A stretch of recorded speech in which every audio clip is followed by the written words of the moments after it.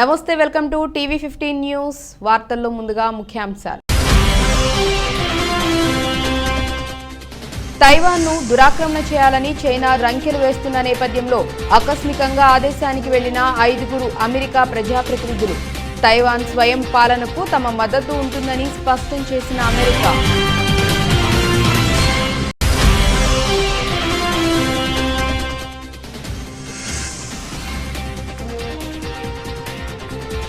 Russia అధ్యక్షుడు Vladimir Putin December 6వ తేదీన భారత్కు రానున్నారని తెలిపిన విదేశాంగ శాఖ.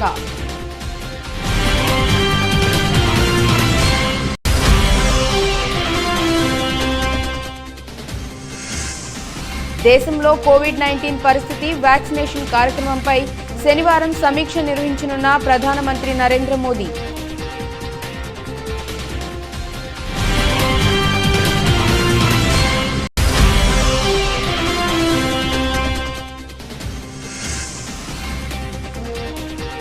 పోలవరంపై పట్టుబట్టాలి, ఎంపీలకు సీఎం జగన్ మార్గనిర్దేశం.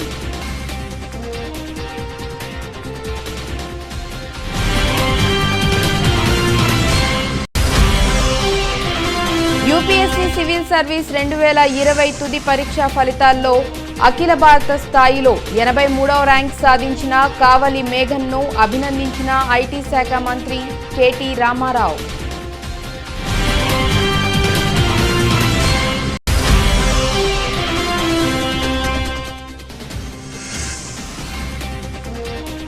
స్టాక్ మార్కెట్లకు బ్లాక్ ఫ్రైడే, భారీగా పతనమైన సెన్సెక్స్, నిఫ్టీ.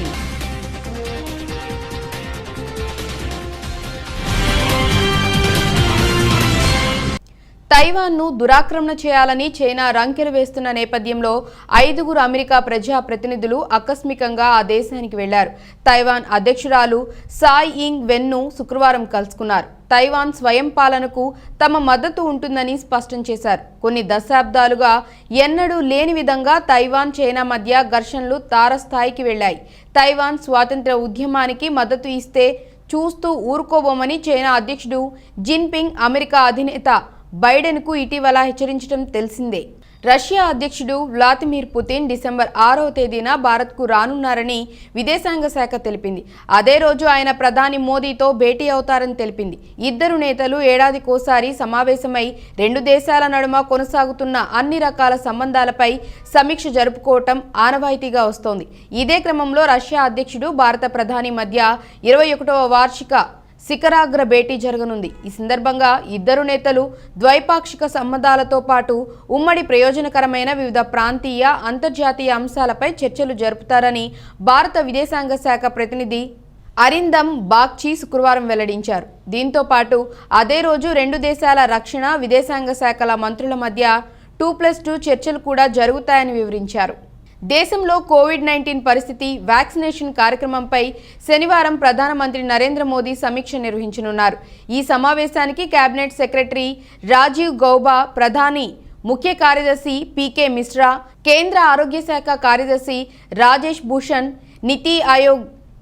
నీతి ఆయోగ్ సభ్యులు డాక్టర్ వికే పాల్ హాజరు కానున్నారు.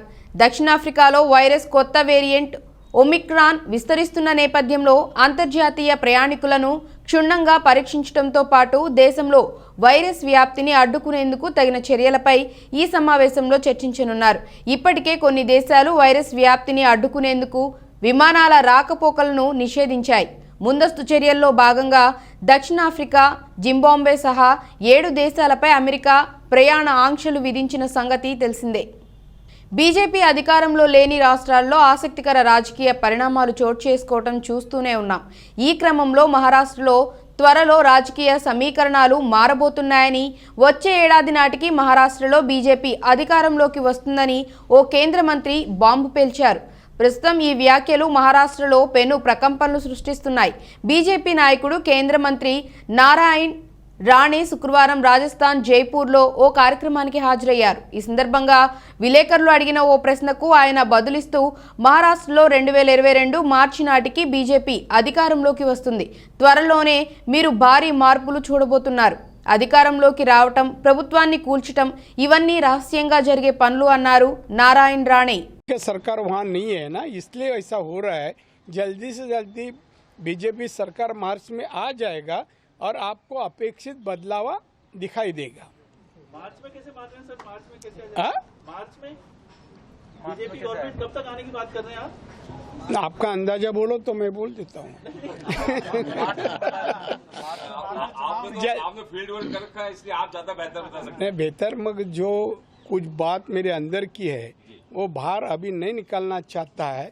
सरकार गिराना होता है या नया सरकार बनाना होता है तो कुछ बात सीक्रेट रखनी पड़ती है। పోలవరం ప్రాజెక్టు సవరించిన అంచనాల ప్రకారం నిర్మాణ వ్యయం 55,657 కోట్లకు కేంద్ర ప్రభుత్వం ఆమోదం లభించేలా పార్లమెంట్ సమావేశాల్లో పట్టుబట్టాలని వైఎస్ఆర్సీపీ ఎంపీలకు ముఖ్యమంత్రి వైఎస్ జగన్మోహన్ రెడ్డి సూచించారు. జాతీయ హోదా ప్రాజెక్ట్ అంటే విద్యుత్, సాగునీరు, తాగునీరు అంశాల కలయికని, అయితే ఎప్పుడూ లేని విధంగా తాగునీటి అంశాన్ని విడదీసి చూస్తున్నారని పేర్కొన్నారు. కాంపోనెంట్ వారీగా డబ్బులిస్తామని చెప్తున్నారని, కేంద్రం ఇంకా ఆమోదించాల్సిన డిజైన్లు కూడా ఉన్నాయని చెప్పారు.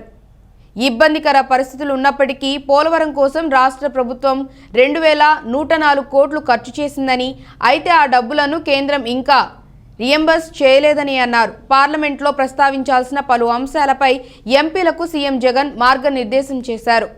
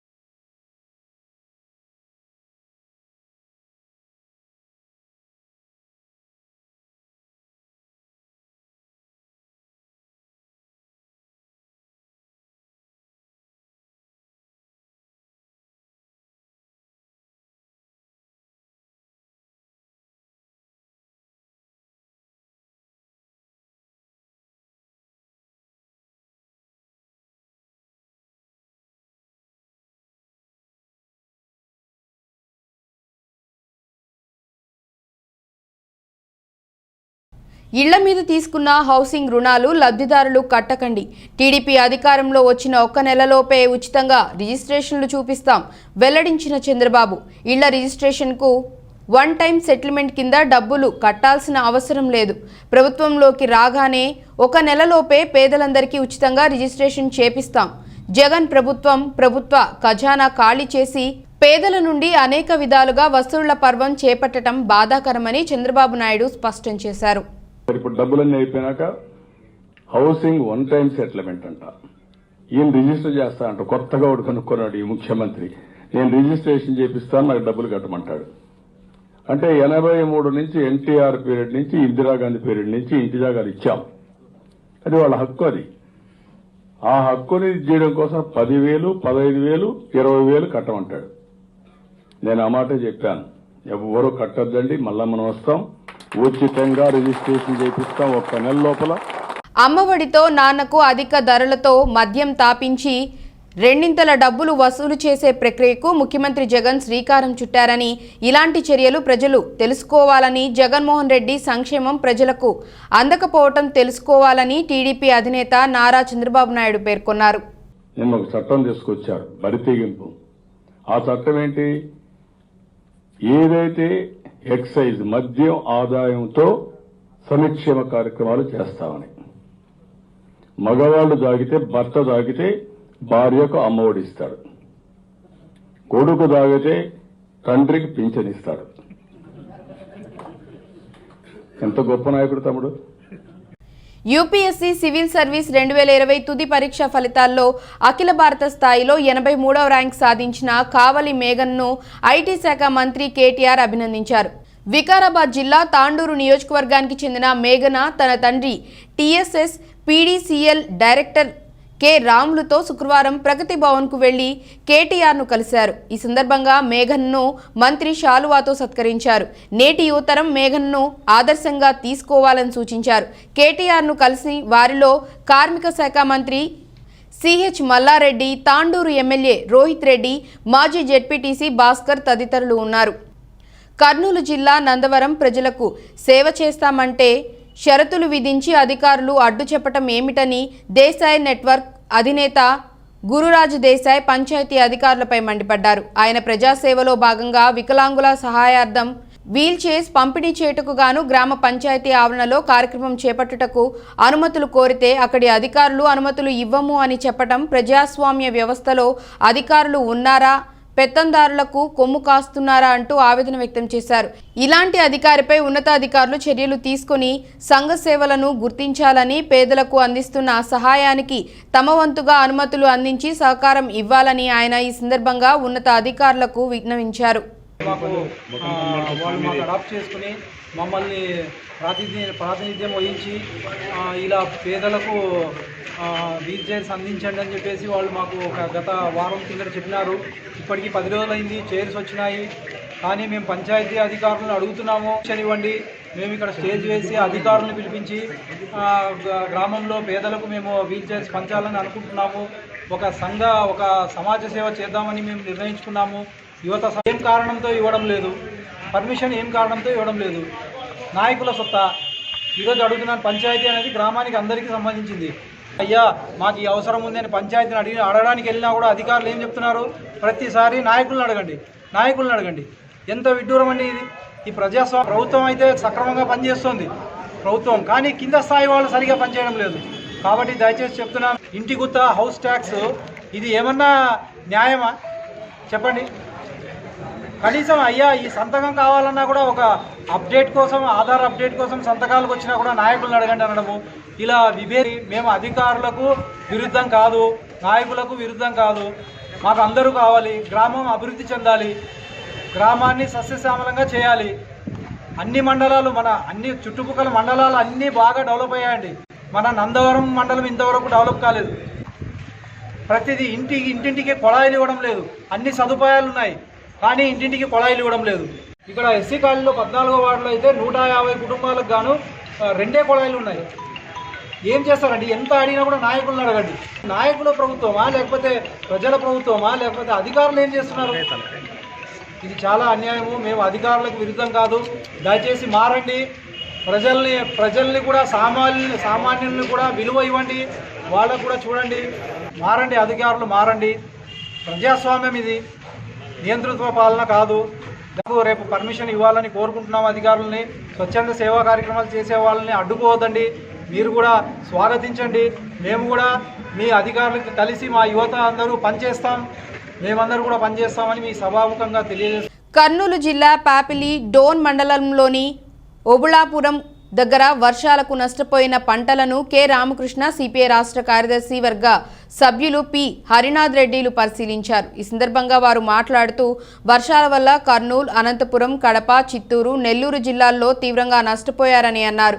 ఆస్తి నష్టం, ప్రాణ నష్టం వాటిల్లిందని అన్నారు. మామూలుగా అనావృష్టితో రైతులు నష్టపోయేవారని, అయితే అతివృష్టితో ఈ సంవత్సరం నష్టం వాటిల్లిందని అన్నారు. మానవ ప్రభుత్వ వైఫల్యం వల్ల ప్రాజెక్టులు తెగిపోయి 60 మంది చనిపోయారని అన్నారు. ప్రాజెక్టుల వద్ద సిబ్బందికి సరైన సౌకర్యాలు లేక అక్కడ నివాసం ఉండడం లేదని, సిబ్బంది ఉంటే చెరువులు తెగే పరిస్థితి ఉండదని అన్నారు. తక్షణమే సీఎం జగన్మోహన్ రెడ్డి వరదలు వచ్చిన ప్రాంతాలను హెలికాప్టర్ పర్యటన కాకుండా నేరుగా పర్యటించాలని అన్నారు.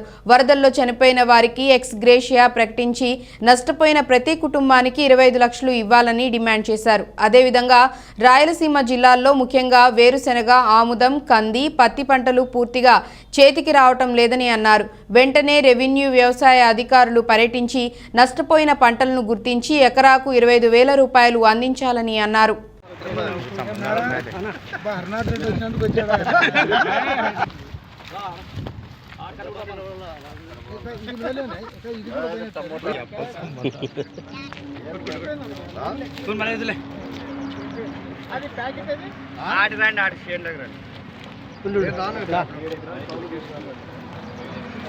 మళ్ళా చేస్తాడు.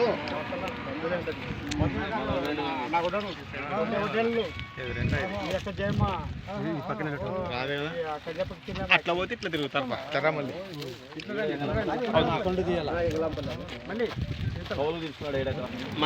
అన్నది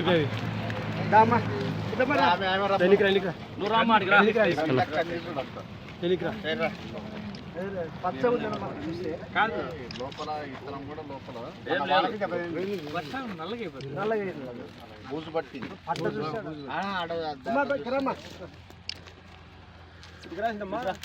కాదు ఇది మెటీరియల్ కదా, నీళ్ళు నిలబడవు కదా అండి.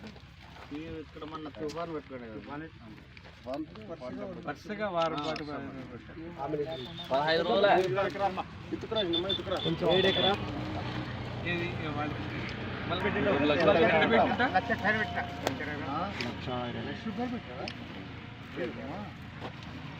ఇది ఇప్పుడేం రేట్ ఉందనా కానీ పంట అప్పుడు ముందే పోయింది, మాల్పన్న కాడ ముందే పోయింది. అప్పుడు వర్షం లేదు. అప్పుడు ఏమైనా కాయ వచ్చిందే? అప్పుడు కాయ వచ్చింది. ఇప్పుడు కేజీ 40 రూపాయలు అయినప్పుడు ఇప్పుడు కాయ ఉంటే ఇది కూడా ఇది లోపల బూజు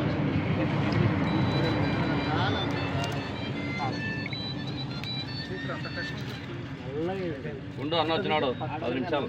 పచ్చగా ఉంది కదా, కాయ అంతా నల్లగా. దీన్ని రేపు ఎగ్జిక్యూటివ్ ఇచ్చినప్పుడు తీసుకుంటే కర్నూలు జిల్లా రాయలసీమ విద్యార్థి యోజన సంఘాలు జేఏసీ అత్యవసర సమావేశం కర్నూలులోని మాంటిసోరీ పాఠశాల ఏ క్యాంప్ నిర్వహించారు. ముఖ్యంగా ఈ సమావేశం ప్రధాన కారణం రాష్ట్రంలో జరుగుతున్న రాజకీయ పరిణామాలు, 3 రాజధానుల బిల్లులను రాష్ట్ర ప్రభుత్వం వెనక్కు తీసుకోవటం, అమరావతి రైతులు చేస్తున్న స్వార్థపూరిత పాదయాత్ర జరుగుతున్న నేపథ్యంలో ఈ సమావేశం నిర్వహించి అమరావతి రైతుల పాదయాత్ర, శ్రీబాగ్ ఒప్పందం అమలు, రాయలసీమలోని వివిధ రాజకీయ పార్టీల నేతల ద్వంద్వ వైఖరిపై చాలా కూలంకుషంగా చర్చించి రాయలసీమ జేఏసీ ప్రధాన డిమాండ్లు, శ్రీబాగ్ ఒప్పందం ప్రకారం రాయలసీమలో రాజధాని, హైకోర్టు ఏర్పాటు చేయాలి, కేంద్ర న్యాయ విశ్వవిద్యాలయం, రాష్ట్ర న్యాయ విశ్వవిద్యాలయం కర్నూలులో ఏర్పాటు చేయాలి. రాయలసీమ విద్యార్థి యువజన సంఘాలు జేఏసీ తరఫున మరి జిల్లా వ్యాప్తంగా ఉన్నటువంటి, అదేవిధంగా రాయలసీమ జిల్లాలో ఉన్నటువంటి విద్యార్థి సంఘాలు జేఏసీ ఆధ్వర్యంలో సమావేశం ఏర్పాటు చేయడం జరిగింది. ముఖ్యంగా ఈ సమావేశంలో చాలా తీర్మానాలు చేయడం జరిగింది. ముఖ్యంగా ఈరోజు ఏదైతే అమరావతి బోగస్ రైతులు, అదేవిధంగా బినామీ రైతులు, రియల్ ఎస్టేట్ బ్రోకర్లు, అదేవిధంగా అక్కడ ఉన్నటువంటి ఎవరైతే దందాలు చేసినటువంటి బడా నేతల ఆధ్వర్యంలో నడుస్తున్నటువంటి అమరావతి రైతులకు ఒకటే హెచ్చరిస్తున్నాం రాయలసీమ విద్యార్థి యువజన సంఘాల తరఫున. అయ్యా, మీరు మీ అభివృద్ధి కోసం, మీ ప్రాంత అభివృద్ధి కోసం మీరు ఎక్కడైనా పాదయాత్రలు చేసుకోండి. ఈ రోజు మా కర్నూలుకు వచ్చినటువంటి రాజధానిని అడ్డుకోవడానికి మా రాయలసీమ మీరు అడుగు పెడితే ఖచ్చితంగా అడ్డుకొని తీద్దామని చెప్పి సందర్భంగా అమరావతి రైతులకు హెచ్చరిస్తున్నాం. ఎందుకంటే ఈ రోజు మీరు ఓన్లీ అమరావతి జపం చేస్తూ అమరావతిలోనే హైకోర్టు ఉండాలి, అమరావతిలోనే అసెంబ్లీ ఉండాలి, టోటల్ క్యాపిటల్ అమరావతిలో ఉండాలని చెప్పి ఈ రోజు మీరు ఏదైతే పాదయాత్ర చేస్తున్నారో, మా రాయలసీమకు రావాల్సినటువంటి హైకోర్టును అడ్డుకుంటున్నారో, కాబట్టి మా అభివృద్ధిని అడ్డుకుంటున్నటువంటి కుళ్ళు కుతాంతరాలతో చేస్తున్నటువంటి పాదయాత్రను దయచేసి మీ ప్రాంతానికి పరిమితం చేసుకోండి. మా రాయలసీమలో భూభాగంలో ఒక అడుగు పెట్టినా కూడా మేము అంత చూస్తామని చెప్పి సందర్భంగా అమరావతి రైతులు మేము హెచ్చరిస్తున్నాం. వారికి చుట్టూలుగా ఉన్నటువంటి పార్టీ, రాజకీయ పార్టీ నేతలకైతేనేమి, వాళ్ళకి చందాలిచ్చేటువంటి నేతలకు కూడా ఈ సందర్భంగా మేము హెచ్చరిస్తున్నాం. అదేవిధంగా ఈ రోజు రాయలసీమ ప్రాంతంలో ఉన్నటువంటి రాజకీయ నేతలందరూ కూడా ద్వంద్వ వైఖరి ప్రదర్శిస్తూ రాయలసీమ ప్రాంతంలో ఉన్నటువంటి ఎమ్మెల్యేలుగా, మంత్రులుగా, ప్రజాప్రతినిధులు ఎన్నుకున్నటువంటి కొంతమంది నేతలు అమరావతి రైతులు. జగన్మోహన్ రెడ్డి గారు అసెంబ్లీలో 3 రాజధానుల బిల్లు వెనక్కి తీసుకోవడం, అదేవిధంగా అమరావతి ప్రాంతం నుంచి న్యాయస్థానం టు దేవస్థానం వరకు అమరావతి రియల్ ఎస్టేట్ రైతులు, పేడ్ ఆర్టిస్టులు పాదయాత్ర చేస్తున్నారు. ఈ 2 వైపులు రాష్ట్రంలో జరుగుతున్నటువంటి రాజకీయ పరిణామాల నేపథ్యంలో రాయలసీమ విద్యార్థి యువజన సంఘాల జేఏసీ అత్యవసర సమావేశం నిర్వహించి భవిష్యత్ కార్యాచరణ నిర్వహించడం జరిగింది. ఎందుకోసం అంటే తరతరాలుగా రాయలసీమకు తీరని అన్యాయం జరుగుతుంది. నాడు 1953లో ఉన్నటువంటి కర్నూలు రాజధానిని హైదరాబాద్ తీసుకెళ్లడం జరిగింది. అదేవిధంగా ఉమ్మడి రాష్ట్రం విడిపోయిన తర్వాత మళ్ళీ అమరావతిలో రాజధాని పెట్టి ఈరోజు ప్రతి రాజకీయ నాయకులు రాయలసీమకు అన్యాయం చేస్తున్నారు. అదేవిధంగా జగన్మోహన్ రెడ్డి గారు కర్నూలుకు న్యాయ రాజధాని ఇస్తే ఎంతో సంతోషపడ్డాం. కానీ మళ్ళీ ఆ బిల్లును వెండికి రద్దు చేయడంతో మరీ రాయలసీమకు మరోసారి అన్యాయం జరుగుతుంది. అందుకోసమే రాయలసీమ విద్యార్థి విధాన సంఘాలు చేసి ఉద్యమానికి సిద్ధమవుతున్నాం.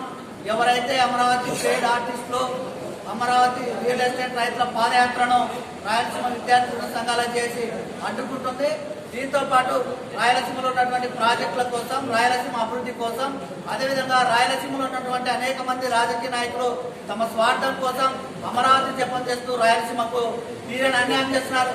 అందుకోసమే రాయలసీమలో ఎవరైతే అమరావతి జపం చేస్తారో, ఎవరైతే రాయలసీమ కర్నూలు జిల్లా బనగానపల్లె నియోజకవర్గంలో గత వారం రోజుల క్రితం కురిసిన భారీ వర్షాల కారణంగా వందలాది హెక్టార్లలో రైతులు సాగు చేసిన వివిధ పంటలు తీవ్రంగా నష్టపోయాయని మాజీ ఎమ్మెల్యే బీసీ జనార్దన్ రెడ్డి ఆవేదన వ్యక్తం చేశారు. సంజామల మండలంలోని పేరుసోములలో రైతులు తీవ్రంగా నష్టపోయి శనగ, మిరప పంట పొలాలను పరిశీలించారు.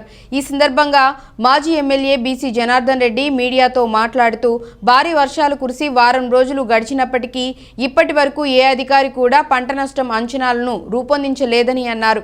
రైతులు భారీ ఎత్తున అప్పులు తెచ్చి పెట్టుబడులు పెట్టి పంటలు సాగు చేస్తే అకాల వర్షాలతో తీవ్రంగా నష్టపోయారని అన్నారు.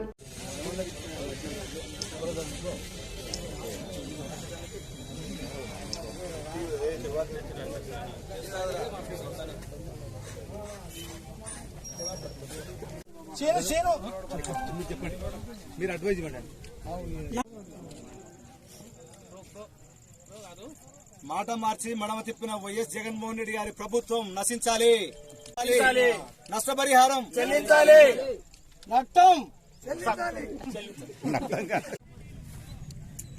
ఒక్క నిమిషం ఉండవు.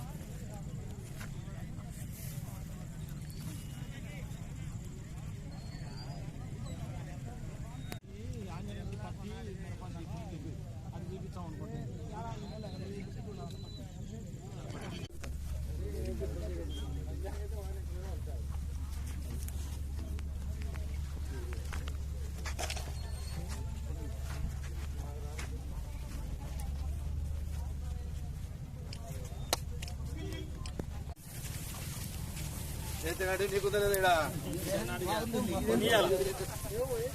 మండలాలు కదా, నీకు ఆ మండలము ఈ మండలం మిమ్మల్ని దాటి పోవాలి కదా. వైసీపీ నేతలు, ముఖ్యమంత్రి తమ సంపాదన కోసం, ఇసుక దోపిడీ కోసం నిర్దాక్షిణ్యంగా ప్రజలను వరదల్లో ముంచేసిందని, దానితో పాటు దక్షిణ భారతదేశపు ధాన్యాగారంగా పేరు పొందిన రాష్ట్రంలో వరి సాగు చేయొద్దని చెబుతున్న మంత్రుల వ్యాఖ్యలు రాష్ట్ర రైతాంగాన్ని అవమానించేలా ఉన్నాయని టీడీపీ ఉపాధ్యక్షులు మాజీ ఎమ్మెల్యే నల్లమిల్లి రామకృష్ణారెడ్డి స్పష్టం చేశారు. శుక్రవారం ఆయన మంగళగిరిలోని పార్టీ జాతీయ కార్యాలయంలో విలేకరులతో మాట్లాడారు. రాష్ట్రంలోని రైతులను వ్యవసాయ దూరం చేసి వారి కడుపు కొట్టడమే ధ్యేయంగా జగన్ ప్రభుత్వం వ్యవహరిస్తోందని అన్నారు. మీకు విజ్ఞప్తి చేసుకుంటా ఉన్నా, ఇవాళ ఆంధ్రప్రదేశ్ అంటే ఒక ధాన్యాగారంగా పేరుగాంచింది. అటువంటి ఆంధ్రప్రదేశ్లో వరి సాగు చేయొద్దు అనే ఒక ఆదేశాలు ప్రభుత్వం ఇవ్వడం అనేది అన్నదాతలను వ్యవసాయానికి దూరం చేయడం తప్ప మరొకటి కాదు. మరి వాళ్ళ అర్ధంతరంగా రైతాంగం రబీకి సిద్ధపడుతున్న దశలో వరికి ప్రత్యామ్నాయం చూపించకుండా వరి వేయవద్దు, బోర్ల కింద వరి సాగు చేయొద్దని వ్యవసాయ శాఖ మంత్రి గారు చెప్పడం చాలా విచిత్రం. ఇవాళ మేము ఒకటే డిమాండ్ చేస్తూ ఉన్నాం, వరికి ప్రత్యామ్నాయం చూపించకుండా వరి సాగు చేయవద్దనే ఆదేశాలు ఏ విధంగా మీరు జారీ చేస్తారు? వరికి ప్రత్యామ్నాయం చూపించకుండా వరి వేయవద్దనే ఆదేశాలు రద్దు చేయాలని తెలుగుదేశం పార్టీ డిమాండ్ చేస్తూ ఉంది. అదేవిధంగా ఇప్పటికే టాలీవుడ్లో మరో విషాదం చోటు చేసుకుంది. ప్రముఖ దర్శకుడు కెఎస్ నాగేశ్వరరావు హఠాన్మరణం చెందారు. నవంబర్ 27 శుక్రవారం ఉదయం ఆయన ఊరు నుంచి హైదరాబాద్కు తిరిగి వస్తుండగా హఠాత్తుగా ఆయనకు ఫిట్స్ వచ్చాయి. దీంతో ఆసుపత్రికి తరలించగా మార్గం మధ్యలోనే తుది శ్వాస విడిచారు. ఆయన మరణంతో సినీ పరిశ్రమలో ప్రముఖులు దిగ్భ్రాంతికి లోనయ్యారు. పలువురు సంతాపం తెలుపుతున్నారు. ఈ దర్శకుడి భౌతిక కాయాన్ని ప్రస్తుతం వారి అత్తగారు ఊరైన నల్లజర్ల దగ్గరలోని కౌలూరు గ్రామంలో ఉంచారు. అక్కడే కెఎస్ నాగేశ్వరరావు అంత్యక్రియలు జరగనున్నాయి. తొలి చిత్రం రిక్షా రుద్రయ్యతో టాలీవుడ్లోకి అడుగుపెట్టారు. అనంతరం ఆయన రియల్ స్టార్ శ్రీహరిని పోలీస్ సినిమాతో హీరోగా పరిచయం చేశారు. ఆ చిత్రం మంచి విజయాన్ని దక్కించుకుంది. తర్వాత సాంబయ్య, శ్రీశైలం, దేశద్రోహి, శివన్న, వైజయంతి వంటి చిత్రాలు తీశారు నాగేశ్వరరావు. కాగా నాగేశ్వరరావుకు ఒక కుమారుడు, కుమార్తె, భార్య ఉన్నారు. న్యూజిలాండ్తో జరుగుతున్న తొలి టెస్ట్లో న్యూజిలాండ్ ఎట్టకేలకు విలియంగ్ రూపంలో తొలి వికెట్ కోల్పోయింది.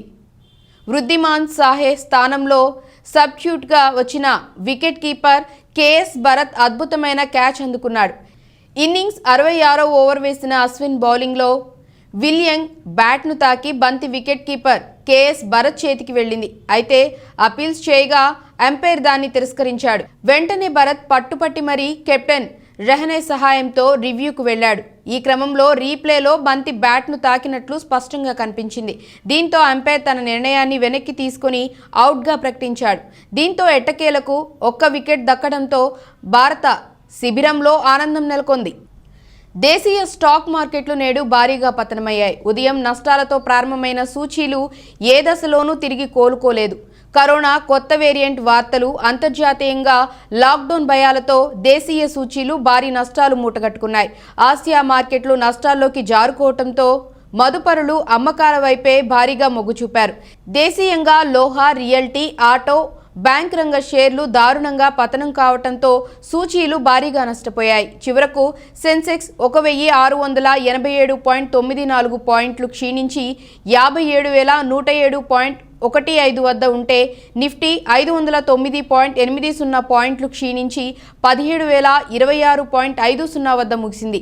నేడు డాలర్తో రూపాయి మారకం విలువ 74.88 వద్ద ఉంది. నిఫ్టీలో JSW steel, Hindalco industries, Tata motors, Indus bank, Adani ports షేర్లు భారీగా నష్టపోగా Cipla, doctor Reddy's labs, Divi's labs, Nestle, TCS షేర్లు భారీగా లాభపడ్డాయి. ఫార్మా మినహా అన్ని రంగాలలో సెక్టోరల్ సూచీలు 1.6% నష్టపోయాయి.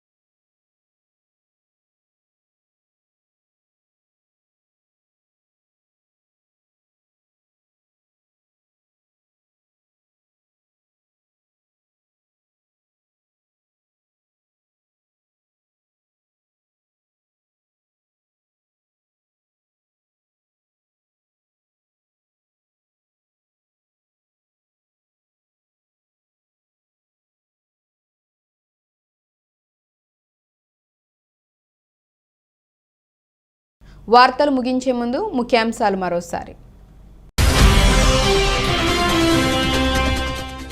తైవాన్ను దురాక్రమణ చేయాలని చైనా రంకెలు వేస్తున్న నేపథ్యంలో ఆకస్మికంగా ఆదేశానికి వెళ్లిన 5 అమెరికా ప్రజాప్రతినిధులు. తైవాన్ స్వయం పాలనకు తమ మద్దతు ఉంటుందని స్పష్టం చేసిన అమెరికా.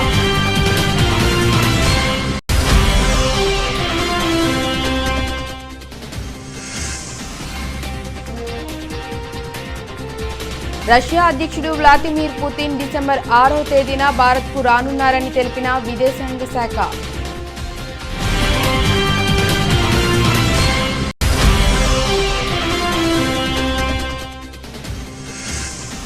దేశంలో కోవిడ్-19 పరిస్థితి, వ్యాక్సినేషన్ కార్యక్రమంపై శనివారం సమీక్ష నిర్వహించనున్న ప్రధానమంత్రి Narendra Modi.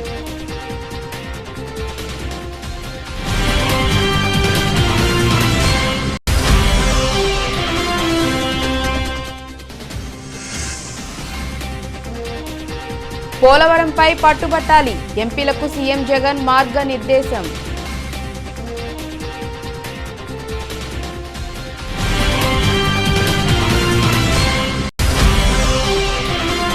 UPSC civil service 2020 తుది పరీక్షా ఫలితాల్లో అఖిల భారత స్థాయిలో 83వ ర్యాంక్ సాధించిన కావలి మేఘన్ను అభినందించిన ఐటీ శాఖ మంత్రి కేటీ రామారావు.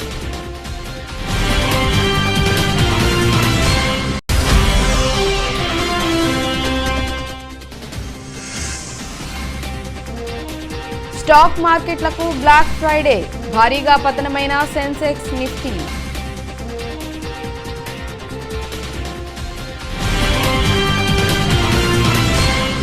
ఇక ఇవి ఇప్పటివరకున్న అప్డేట్స్. నమస్కారం.